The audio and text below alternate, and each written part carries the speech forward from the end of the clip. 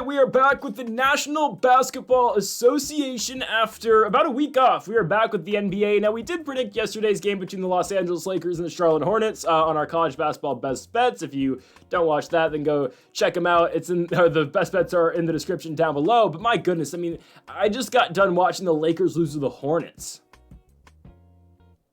I'm disappointed. Now, the Lakers are the final game of today's video, so we'll get to more discussion about that Los Angeles Lakers team, but God, just, horrible. Yeah, folks, if you haven't yet, though, make sure to hit that subscribe button down below for more daily NBA predictions here on the channel. Again, like we mentioned earlier, our college basketball bets are also posted. They're posted earlier today. That link is in the description down below as well, along with our UFC Fight Night Cejudo versus Song predictions from Seattle, Washington, and the Climate Pledge Arena. Go make sure to check out that video in the description down below. And the first link in the description is actually a link to our new channel here. Greedo Plays MMA. We're going to have more MMA-centric videos on that channel starting March 2nd with our UFC 313 predictions with Alex Pereira and Magomed Ankalaev in the main event for the UFC's light heavyweight championship. So make sure to hit that subscribe button down below on both channels, obviously, but this one too on Greedo Plays MMA. You can currently right now become one of the first 100 subscribers on Greedo Plays MMA. So go check that out. Link in the description down below. Again, we start uploads there on March the 2nd. All right. On to the first of our 9 predictions today in the NBA. We're starting things off here in Indianapolis, Indiana for the Indiana Pacers at home against the Memphis Grizzlies. We are going with the Pacers to kick off the second half of the NBA season.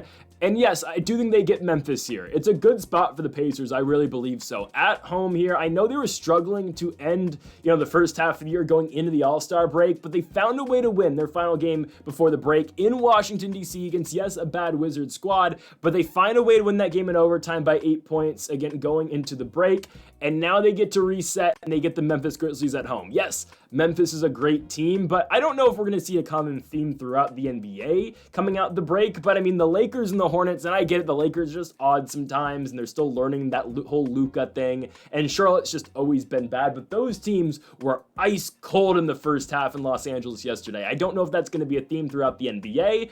But I think the Pacers are right now just at home. I feel like they are going to be the better team tonight. Memphis was a team that wasn't playing their best ball going into the All-Star break either, losing 2 out of their last 3, losing to the Thunder at home, going to Phoenix and beating the Suns, then going to the Intuit Dome and beating the Los Angeles Clippers. Indiana, though, again, same thing, lost 2 out of 3 going into the break, but I do think Indiana gets this one. As it stands right now, the Pacers are the 4th best team in the Eastern Conference, and the Memphis Grizzlies are the 2nd best team in the Western Conference. Now they have the Nuggets right on their heels. I think a lot of people expect Denver to be that 2 seed in the West this season, but again, Memphis is right there. I'm taking the Pacers. Again, I think maybe the week off, it has to be much needed for Tyrese Haliburton. I think we don't talk enough about Tyrese, and yes, he's had a disappointing 2024 and 2025. I understand, but Tyrese, again, had that crazy year last year, got injured in the middle of the season for the Pacers, came back, toughed it out through the playoffs, obviously got Indiana to the Eastern Conference Finals where they lost to the Celtics. Doesn't get any time to rest that injury, immediately goes in place for Team USA, wins a gold medal with Team USA, obviously doesn't play in the Olympics because of injury, but he never got time off. And again, it's only 8 days, but Tyrese Haliburton has gotten 8 days just away from playing. I think it's going to help, and it's really going to gear the Pacers up for the second half push. Am I telling you the Pacers are going to the NBA Finals? No. Do you think they have a chance? 100%. They have the style that can do it, and I do think they find a way to outscore Memphis in this game. Give me the Indiana Pacers, and the game, of course, is in Indianapolis. We like the Pacers to win at home as dogs here against the Memphis Grizzlies at plus 110. Give me Indiana. We move on to our second game of the video, and we go to Philadelphia, Pennsylvania, as we have got the Philadelphia 76ers at home against the Boston Celtics. Since I've made this graphic, this line has shifted from plus 8.5 to now 6.5 for the Philadelphia 76ers. I still think it is playable with the Sixers getting 6.5 points at home. Who wins the basketball game? Probably the Boston Celtics, but I don't mind the points here on Philadelphia. Now, they were losing a lot of games coming into the All-Star break, obviously. They had won out their last 8 games, I do believe, finishing on a 5-game losing streak against the Heat, Pistons, Bucks, Raptors, and Brooklyn Nets. But again, like we mentioned a little bit with the Pacers, I do think the All-Star break is going to help out Philadelphia. Obviously, a team with no All-Stars this season, obviously, even though Tyrese Maxey might have deserved a look. They are going to be somewhat healthy, I think, out this All-Star break, but I'm looking at their roster right now and their injury report. They still have guys hurt. How is Eric Gordon not healthy yet? How is Kyle Lowry not healthy yet? What? Justin Edwards still isn't healthy? I mean, Tyrese, Oubre, PG, Yabusele, Embiid. Their 5 top guys, not talking about Jared McCain, who's out for the season, are still playing this basketball game. I think they can keep it close to the Boston team, who again, was playing all right going into the All-Star break. They had that game where they lost the Mavs, but they won 3 in a row. Again, I think Boston's still winning this game. I am not going to deny how elite Boston is. I think Boston right now is still probably the best team in the Eastern Conference. Even though they are the 2 seed right now, I still feel like they're the team to beat. Again, I get Cleveland's good. Cleveland will likely be the 1 seed going to the postseason. The Celtics, to me, obviously being the reigning champs, still feel like the team to beat in the Eastern Conference. I think Cleveland's great. I think Indiana's going to be good. And the Knicks and Bucks are just going to be there as well, right? And I think the Hawks, even though, again, it's kind of a joke at this point, but watch out for the Hawks, man. I'm just saying, in the first round, Atlanta might be able to get one of these teams. I'm just saying, if I'm the Knicks, I am praying that you don't see Atlanta in the first round. Just saying. Even though they traded DeAndre Hunter and Jalen Johnson's out for the season. I'm just saying. Trae Young's built different, guys. He just is. Sure, Boston probably wins this game. The pick here is Philadelphia with the points. Plus 6.5, plus 7.5, plus 8.5. I think it's playable up to 6.5. If it anything other than that, I wouldn't play it. I would hope, again, the All-Star break helps Embiid. It helps Paul George and all these guys who have been hurt for Philadelphia throughout the course of the season. And again, Tyrese Maxey has been elite. Philly's on a 5-game losing streak, but yet they are only 1 game out the play-in. They are only 1 game behind the Chicago Bulls for that final play-in spot right now. But they are also tied with the Brooklyn Nets, who are 1 game back of the play-in as well. Oh my goodness, there's going to be a really bad team in the Eastern Conference in the play-in, but who knows? Give me the 76ers to cover, but yeah, they're not going to win this game. I ultimately think Boston wins a tight one. Again, Philadelphia beat them on Christmas. I think Boston wins another close one, but this time obviously in Philadelphia. So it's going to be Boston in a competitive game. We next move on to Atlanta, Georgia. We get the Hawks at plus money. That means we're going to take the Hawks at plus money. Another team in Orlando who I think needed a reset going to the All-Star break. I think is a much-needed reset for that team, right?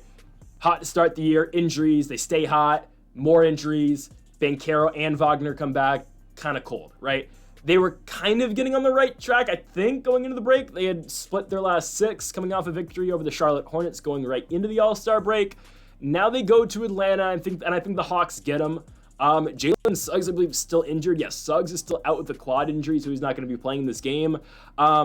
I don't think the Hawks are all that bad. They had that very competitive game going into the All-Star break against the New York Knicks. They lose by 1 point in overtime. Again, Trae Young with 38 and 19. It's ridiculous how this guy wasn't initially an All-Star. I'm glad he got the nod. And don't get me started on the NBA's All-Star festivities this year. I mean, hey, the dunk contest was cool. I mean, Mac McClung is amazing. He's one of the best dunkers of all time. Now, Zach LaVine's still the GOAT, but it's okay. Now, if we get Zach LaVine versus McClung next year, it's just like, it'd be cool, but LaVine, again, he's on bad knees at this point in his career, but still, LaVine's still the GOAT, all right?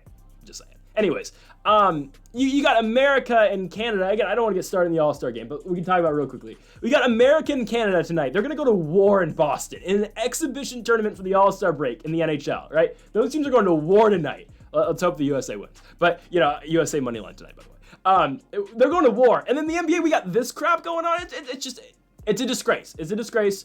I don't know what they're going to do, but that format just wasn't it. And the defense, I think, personally, was even worse than it was. I mean, remember that one All-Star game we had in Cleveland? I think it was Team LeBron versus Team Curry still. Or was it LeBron? I think it was LeBron versus Curry still. That was the best All-Star game we've had in years. Now, I think they should just go back to East-West, but man, it's a joke. It's a joke. The 3-team thing wasn't happening. Now, okay, here's the one thing I would suggest. If they want to keep the 4-team format, get rid of the Rising Stars and put in an all-star snubs team. So, again, Trae ended up making the game, but like Sabonis, De'Aaron Fox, I know there's just 2 guys who used to play on the Kings, but, well, De'Aaron used to, but those guys would be on the all-star snubs team. Kyrie Irving before he got placed in, but you could look at, who else missed the game? Norman Powell would have been on that team. Again, it would have just been more competitive ball. I don't know. I would have liked to seen that more. Regardless, I like Atlanta to beat Orlando, right? I think, again, the Hawks, they beat Orlando just a couple games ago. And the game was in Orlando.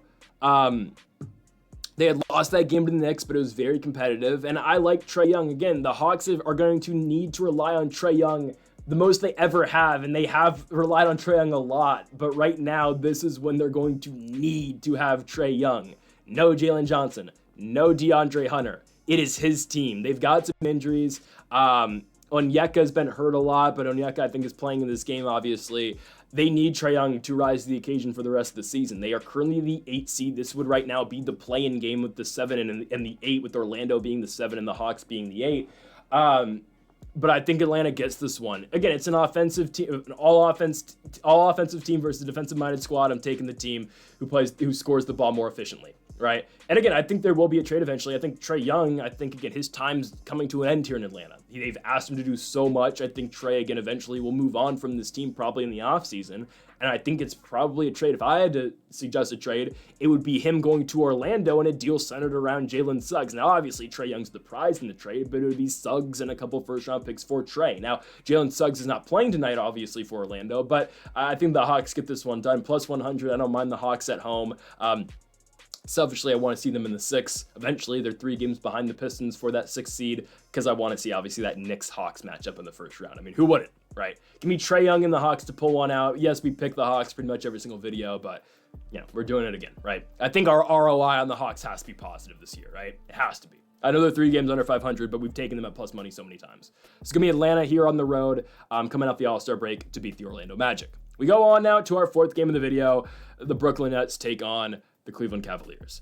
I'm actually taking Cleveland to win this game and cover. And I know Brooklyn's actually on that 3-game winning streak. I completely understand that. I'm still taking Cleveland to blow the doors off them, all right? I'm still taking Cleveland here.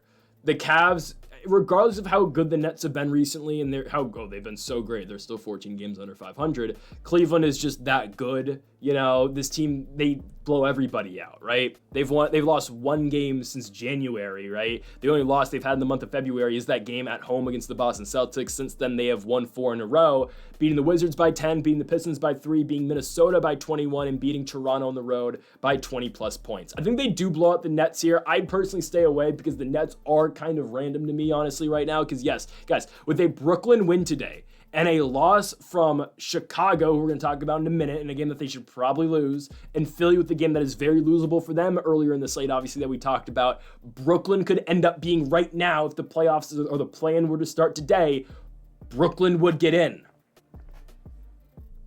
Crazy. Now, they're not beating the Cavs. They might be able to play competitively, but I do think Cleveland gets them here. Brooklyn, again, has been doing this with so many injuries, right? Cameron Johnson's been playing. He's been good. D'Angelo Russell has been good in his return, and obviously in his 2nd stint with Brooklyn.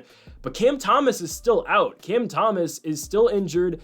He's still dealing with the hamstring injury. He's been cleared to participate in 5-on-5 scrimmaging, but he's not playing, and Noah Clowney is still out as well. So Brooklyn, again, has seen somewhat of a resurgence with these injuries. But hey, guys, they got Killian Hayes.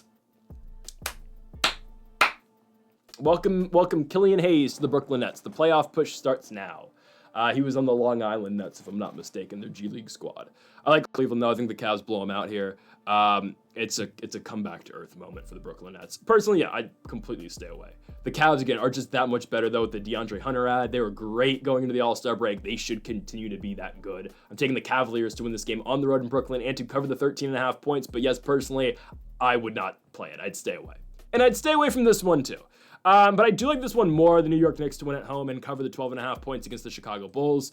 The Bulls, I don't think are making the play-in. I kid you not. I think the Brooklyn Nets have a better chance to make the play-in than the Bulls do. 100%. I mean, they essentially have the same record. Chicago just has a game up of Brooklyn. Brooklyn's been playing the better ball. And Chicago completely, obviously, sold their best player in Zach LaVine. Now, Nikola Vucevic is obviously still around, which, Vuce is trying. He is, right? Lonzo got the contract extension, obviously. Josh Giddey's the one. They're just playing extremely small, obviously. They're going Giddey, Ball White, YouTuber, vlogger now, Desumu at the 4, and then Vucevic at the 5. Obviously, Buzelis, who laid an egg in the dunk contest, but I like Matas, is seeing an expanded role, right? Buzelis is playing a lot more now, and obviously he will, he should be with LaVine being out. They moved Patrick Williams to the bench, which is fine. They kind of got rid of a lot of their defensive core, but it is what it is, right? Lonzo obviously is going to help out the defensive side of things, playing at the 2 every night. They're going to go to New York, though, and get slaughtered. Why? Because now here, okay, guys, so most teams don't start their playoff push until, like they really start ramping things up until like a couple weeks left in the regular season. Tom Thibodeau is starting to ramp things up right now, right? Because, you'll see extended minutes for some of the stars and the starters for regular teams, right? At the end of the regular season. Right now, Thibodeau is telling Jalen Brunson, all right, he's going to call him during his podcast again and tell Jalen Brunson, all right, get ready to play 44 minutes. Oh, Josh Hart, you're on the line too? Go play 42, right? I mean, that's just kind of how Thibodeau works, which, all right, it's winning games for the Knicks in the regular season. It's not a winning formula come the postseason, though. It's just not. The Knicks, though, they will blow out Chicago here, right? I mean, Thibodeau hasn't coached this team in a week. He's been waiting for this moment for a while, and he's going to play all these guys a million minutes. Now, Josh Hart is not playing tonight, nor is OG Anunoby, but still, the Knicks should be able to pull the doors off this team, and again, that will require Brunson, Bridges, and Towns just to play more minutes, right? We'll likely see probably Miles McBride in the starting lineup, I would think, and probably Achua. If I had to guess, they'll go Brunson, McBride, Bridges, Achua, Towns, if I had to guess, which is fine. I mean, that's a team that will still blow out the Bulls. I do worry a little bit about the bench unit for the Knicks, but then I remember, they don't really play a bench unit. So they're probably, I kid you not, they're going to go 6-man rotation tomorrow. They're going to go, again, the starting 5, and then Landry Shamet will be the one guy they bring off the bench. I'm not kidding. They'll move Achua to the 5 when they need to take Cat out. Obviously, you can have McBride or Shamet play the 1 when Brunson's out. That's legitimately how they're going to play tomorrow. They'll go 6-man, maybe 7-man. But honestly, who's the 7th guy who comes off this bench? Legitimately, who is the 7th guy? I couldn't tell you, right? It's just how the Knicks play. Give me New York to go in here at the Garden. Their return coming out the All-Star break, like the Knicks to blow out the Chicago Bulls. Chicago's just dead in the water at this point in the year. Honestly, the race for the play-in, I kid you not, becomes to me Philadelphia and Brooklyn. It's a race we expect to be won by the 76ers. We'll see. We expect all 3 of these teams to lose today, but I think the Sixers, again, do put up the best fight between the Bulls themselves, obviously, and the Brooklyn Nets. In this spot, though, give me New York, minus 13.5 to beat the Chicago Bulls. We move on to our next one. Close line here for the Milwaukee Bucks at home here against the Los Angeles Clippers. I like the Bucks. We're going with Milwaukee at home. Another team that really struggled going into the All-Star break, but that can be credited to the Giannis injury. We will see if Giannis is playing tonight. Both Giannis and Damian Lillard and Andre Jackson, to that extent too, are all questionable for this game. I'd expect one of 2 of Lillard or Giannis to play, if not both of them. The Clippers, they played well in the first half of the season. I feel like they're due for regression, though. I think they gotta be. I think they really, exceeded all of their expectations, obviously. I don't know if Kawhi's playing or not this game. Kawhi has just been like a better version of Rui Hachimura all season long. That might sound harsh, but it's like kind of true at the same time. Like, I like Kawhi, all-time great player, obviously. Won the championship with the Raptors, obviously multi-time champion, obviously with the San Antonio Spurs in 14. But Kawhi in 2025 has not been that great. Now, the last game he played against Memphis, Kawhi was good. He dropped 25, but Leonard has not been a consistent presence, obviously, for the Clippers. And maybe that's what Kawhi needs to be, obviously, because the Clippers in the last 3 seasons have always fallen apart as soon as they got into the postseason because of the injuries. So if they're keeping Kawhi this way until the playoffs, then maybe, again, the Clippers can finally make that run. I doubt they're going to make that run because I think they'll find, a really good team in the first round if they do get past the play-in. But in this spot, I do like the Bucks. As long as one of the 2 of Giannis and Lillard play, which we expect. Again, I think Lillard's going to play. He played the All-Star game. We'll see if Giannis gives it a go. Obviously, Antetokounmpo did not play the All-Star game, showed up in uniform, but obviously didn't play in the game itself.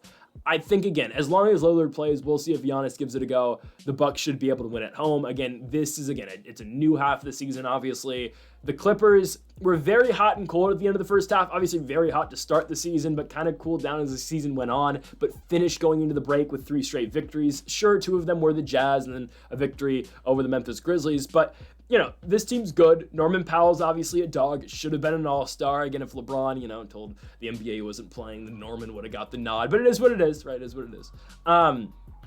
I think it's a close game, but I think it's a close game won by the Bucks. Again, added bonus if Giannis plays. If not, I still think Milwaukee can win it with just Dame and obviously the supporting pieces around him. We're talking about Brook Lopez. We're talking about Kyle Kuzma now. Obviously, we're talking about Taurean Prince, right? I think they are still able to win with just Dame. But again, with Giannis, yes, we really like the Bucks. So we're going Milwaukee money line at home to take care of business here against the Los Angeles Clippers. We move on to our next one as we go to Denver, Colorado. The Nuggets continue their cakewalk schedule. Now, I don't think it's going to continue this way for a while, for long, but Denver has been playing some really bad teams down the stretch here. And again, this schedule will ramp up starting Saturday with their spot against the Lakers. I'm not ready for them to beat the Lakers on Saturday night. We'll get to the Los Angeles Lakers in a minute. I'm not ready for that, though. Jackson Hayes is going to be on Jokic all night. If that tomfoolery happening is Anthony Davis every night, what's going to happen when Jackson Hayes is on the court? Again, I will get more into the Lakers in a minute, but just like, I'm not looking forward to Saturday night. I'm not. What just... Denver is going to pick apart the Charlotte Hornets tonight. The Hornets just played their Super Bowl. It was a bad game against the Lakers all around. The Hornets found their shot in the third quarter. Both teams found their shots in the fourth quarter. LeBron couldn't hit one of the 2 threes at the end of the game. The Hornets win. Hachimura misses both free throws too. Just embarrassing.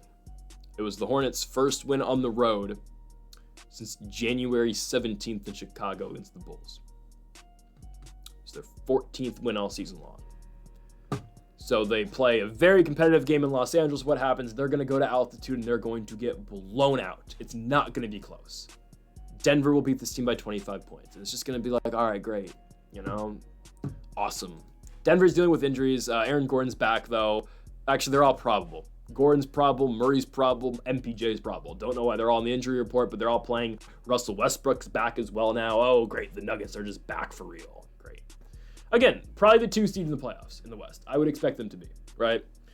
Which probably means the Lakers will find their way to 3. I just can't avoid both Denver and OKC if you're the Lakers. You got to play both of them now. Great. Again, I don't want to get too harsh on the Lakers right now, but it does feel like we are heading towards a Nuggets and Thunder Western Conference Finals. Again, adjustment period, yes, with Luka. And I still have a lot of hope for the Lakers. Those last 2 games, the Jazz game and the Hornets game last night. I mean, what are we doing? Just next year, though, legitimately next year, the Lakers should win it all. I don't know about this year. It's just Jackson Hayes down low. Hachimura is the second center. Well, Alex Len, but God, Alex Len. I'd expect the Nuggets to blow out the Hornets tonight. Again, Miles Bridges played a great game last night. LaMelo Ball, clutch performance, obviously. Charlotte's not going to be able to keep up with the Nuggets. They don't shoot all that well. At least they didn't for the first 2 quarters against the Lakers. Yeah, it's going to be so typical. Charlotte plays a close game, and they get blown out here. They beat the Lakers, and they get blown out here. Yeah. Denver minus 14.5, 15.5. Hell, up to 19.5, I'd play it. Denver's going to blow Charlotte out. I just know how this works. Just ridiculous. San Antonio and Phoenix. This line's moved. So again, I made these graphics earlier today. I'm recording this late at night, obviously, on Wednesday night. This line has moved. Actually, Phoenix is the favorite now. Phoenix is a 1.5 point favorite because, Wembanyama's doubtful. Didn't see that. Okay. I'm still taking the Spurs. So again, we get better odds. I'm still taking San Antonio to beat this Phoenix team. Why? Guys, there are so many question marks around the Suns. The Suns are a dysfunctional bunch. They just are. Now, they got rid of one of their problems, I guess, in Yusef Nurkic, who was launching threes the other night for the Charlotte Hornets. But guys, this team is still absolutely atrocious. They don't find ways to win games. They've lost 6 out their last 7, with one of their only win being a home win at home. Home win in overtime against the Utah Jazz. Devin Booker's great, obviously. Kevin Durant is a good player, too. The rest of the team is atrocious. They don't play defense. Nobody on this team plays defense. Devin Booker was injured going into the All-Star break. There's no update on him. I assume he's going to play tonight. I'm still taking San Antonio. Here's the thing, and this is what De'Aaron Fox is going to do for this basketball team, right? Obviously, he's not Victor Wembanyama, because now I think they're going to just play incredibly small tonight, and probably play Sochan at the 5. If I'm not mistaken, they'll probably go Sochan at the 5 or Keldon Johnson. They'll go. They got Mamusvili, but they'll probably just... I forgot Biombo's on this team, too. They'll probably just play Sochan at the 5. But here, okay. De'Aaron Fox is not going to make up, obviously, the impact that Victor Wembanyama has on the game. But De'Aaron Fox will give them an elite scorer in the lineup. Because that's what De'Aaron Fox is. So in games like this with no Wembanyama, we can still pick the Spurs to win. Because I expect De'Aaron to have a huge night. And they're playing De'Aaron and Chris Paul at the same time. Unlike a lot of people, I thought Chris Paul's and Victor Wembanyama's performance in the Skills Challenge was absolutely hilarious. It was the most Chris Paul thing ever. And that was my favorite part of the All-Star weekend, honestly. Matt McClung's dunks. But other than Mac McClung going crazy, I thought it was absolutely hilarious what CP3 and Wembanyama were pulling. Okay, it was so hilarious. Now, was I watching Four Nations when that was happening? Yes. But still, USA Canada Part 1 was great. Anyways, I thought it was absolutely funny.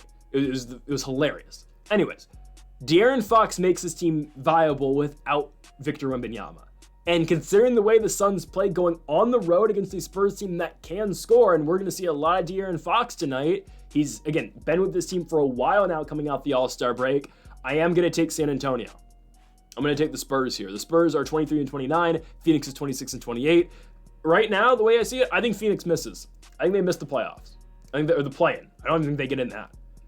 Also, this team, they've basically already said Kevin Durant's gone in the offseason. Because if you're shopping KD now, you're 100% shopping him in the offseason when you're likely tearing it all down. So it's just, I don't know what the Suns are doing. They didn't really go out and get anybody other than, Nick Richards.